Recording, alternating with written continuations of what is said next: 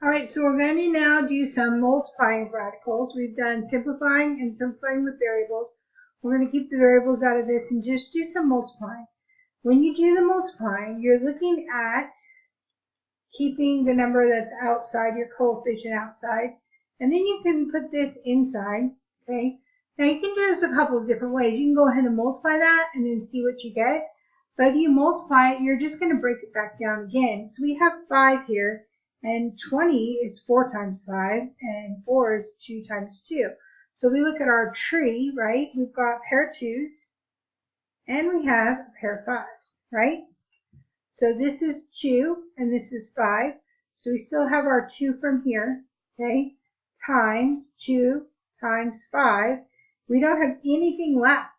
So it's just 4 times 5, which is 20, okay? Now, if you think about that, 5 times 20 is 100. Square root of 100 is 10, and 10 times 2 is 20. So either way you do that, it's going to come out. So this one, we've got 5.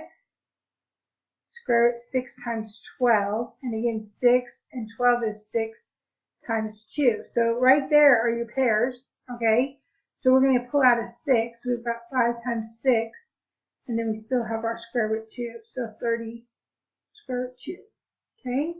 So you don't have to take them all the way down to the prime numbers. If you see your pair right there, there's no need to keep going, right? You've got a pair of 6's. 6 is coming out no matter how you write it. All right, so let's look at this one. Nothing on the outside here. We have the outside here. We don't have any coefficients. So now we're just looking at 10 times 20. So we've got a 10, and we know that 10 times 2 is 20. So here again, you've got your pair of 10s, right? So the 2 is going to stay in, so that's just going to equal 10 square root 2, okay? So when you multiply, a lot of times those factors will combine to allow for it to be simplified as a perfect square. So if we look at this one, we're distributing. So we have the square root of 5 times 10. We can multiply through as long as they both have radical signs. And then plus 4 square root 5. This is staying right there, okay, because the 4 cannot go through the radical sign. But this one, we could simplify that. 5 times 2 is 10. That gives us our pair of 5. So we've got 5 square root 2 plus 4 square root 5. And it would stay just like that. We're going to talk about how to add them in a little bit, but basically if they don't have the same radical, you can't add them. It's just like adding an x plus a y. You cannot combine them. So you would leave it just like that, okay? This one again, we would go through. So we'd have 4 square root 2 times 3 plus square root 3 times square root 3, which they can both stay under there. So we look at this first one, no pairs. So this is just 4 square root 6. We look at this one, we have a pair of 3's, so we're just going to add 3. Because square root 3 times square root of 3 is going to give you 3.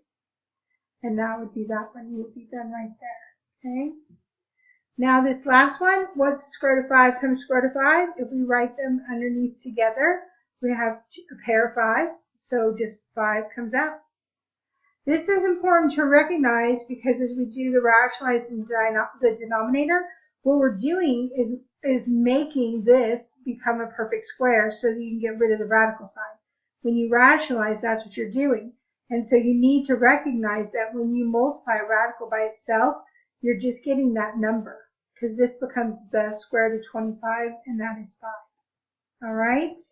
So that's just a real quick video on multiplying radicals. I'll post the other ones on dividing, rationalizing, and adding tomorrow. So that would be your Tuesday nights. This is Monday night for me.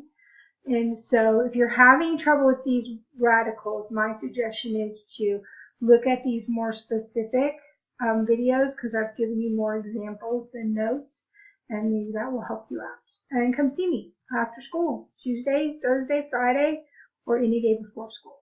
Thank you.